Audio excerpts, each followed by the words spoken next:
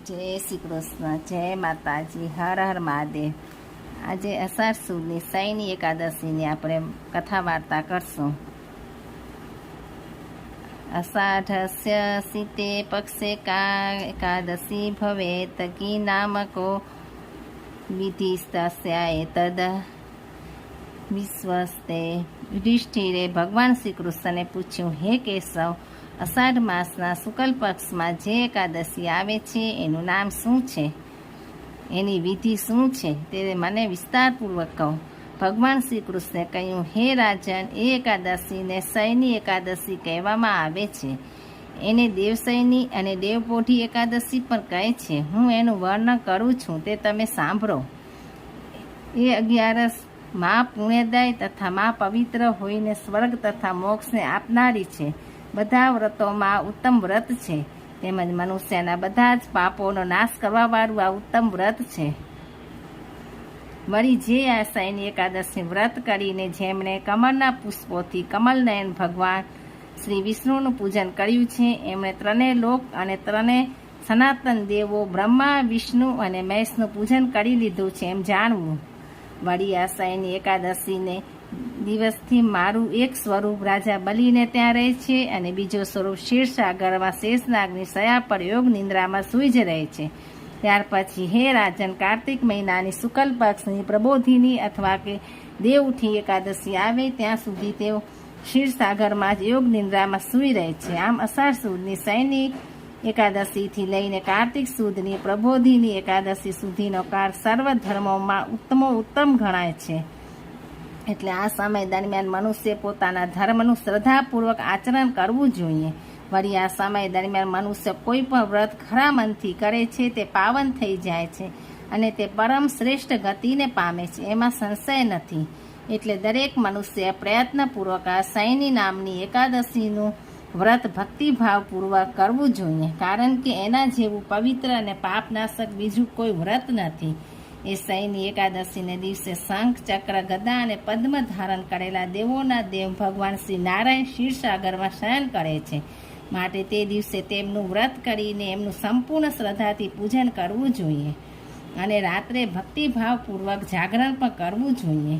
એથી એ વ્રત કરનારને જે પુણ્ય પ્રાપ્ત થાય છે એની ગણતરી કરવા ચતુર્મુખ શ્રી બ્રહ્મા પણ શક્તિમાન નથી.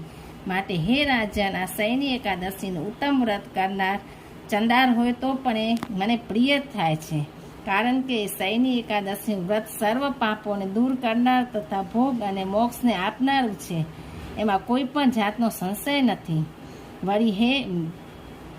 વળી એ સૈની એક અથવા દેવપોઢી એકાદશીથી લઈને કાર્તિક માસ સુદની પ્રબોધિની અથવા દેવઉઠી એકાદશીના ચાતુર્માસ દરમિયાન જે મનુષ્ય ભગવાન શ્રી વિષ્ણુ સમક્ષ ઘીનો દીવો કરી ખાખરાના પાનમાં એક વખત ભોજન કરીને વ્રત કરે છે, તે મનુષ્ય મને ખૂબ જ પ્રિય છે.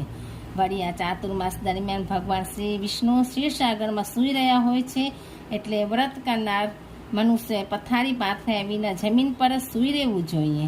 શ્રાવણે વર્જ્ય શાક દધી ભાદ્રપદે તથા દુગ્ધામશ્રુયુજી ત્યાજમ કાર્તિકે દિદુલ્ત્યજેત. શ્રાવણ માસમાં શાક ન ખાવું જોઈએ, ભાદરવા માસમાં દહીં ન ખાવું જોઈએ, આસો માસમાં દૂધ ન પીવું જોઈએ અને કાર્તક માસમાં ચણા, તુવેર, વાલ, વટાણા, મગ જેવા દરેક 2 દરવાળા દ્વિદર કઠોળનો ત્યાગ કરવો જોઈએ.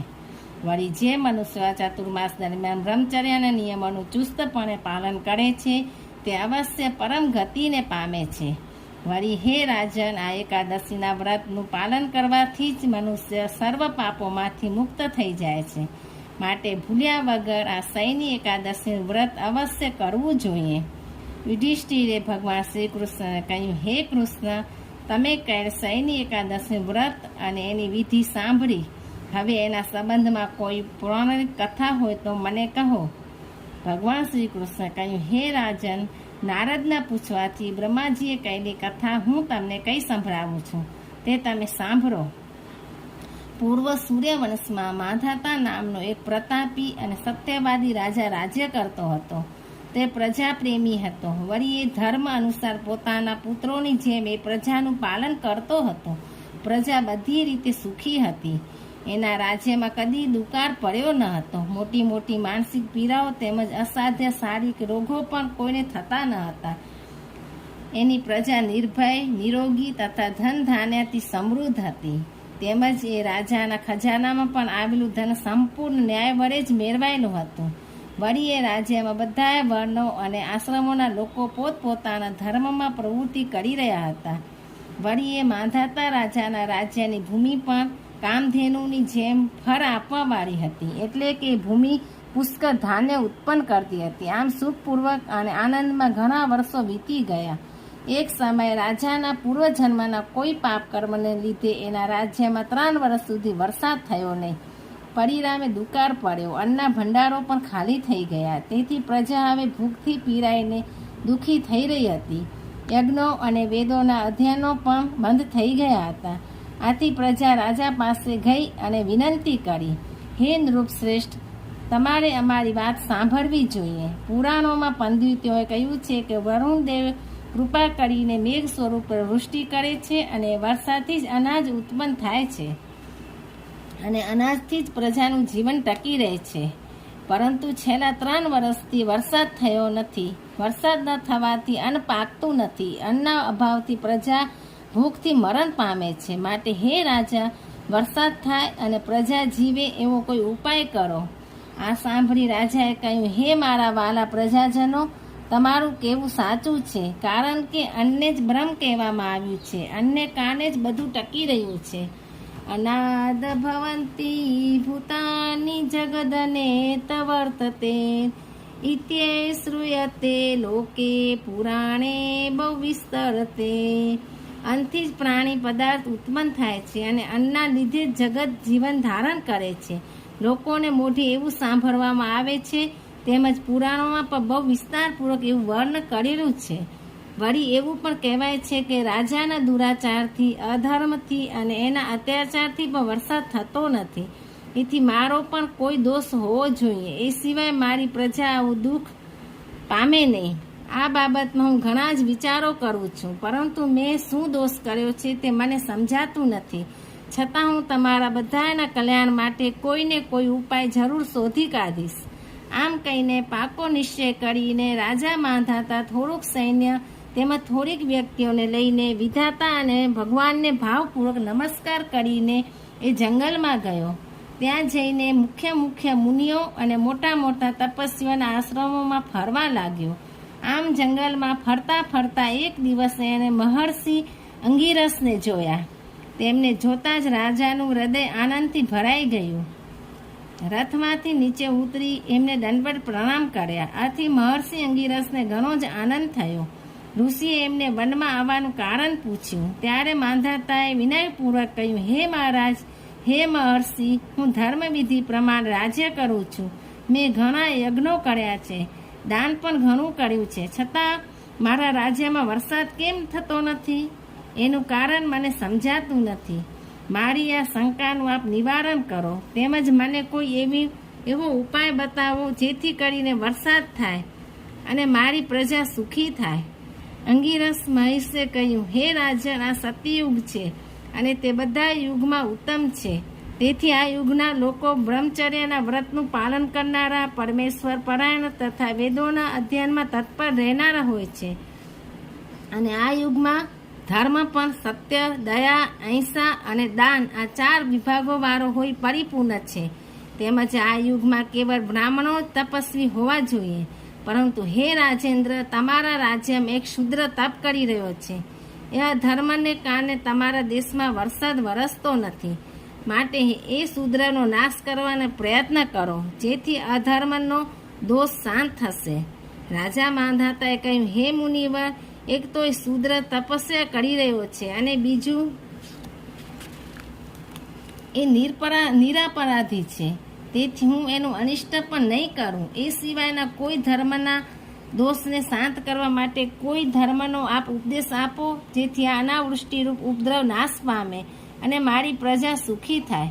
રાજાની ટેક જોઈને મહર્ષિ અંગિરસે કહ્યું, હે રાજન, હું તમારી ન્યાયપ્રિયતાની કસોટી કરવા જ ઈચ્છતો હતો. તમારા જવાબથી હું પ્રસન્ન થયો.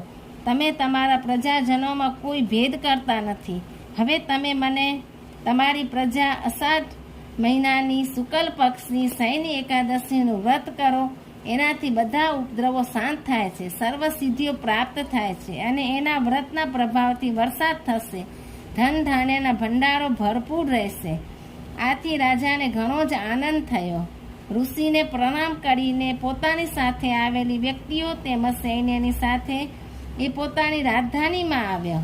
અષાઢ મહિનાની શયની એકાદશીના 2 દિવસ પહેલા રાજાએ નગરમાં ઢંઢેરો પીટાવ્યો અને દરેક પ્રજાજનોને જાણ કરી કે સૌએ શયની એકાદશીનું વ્રત કરવું.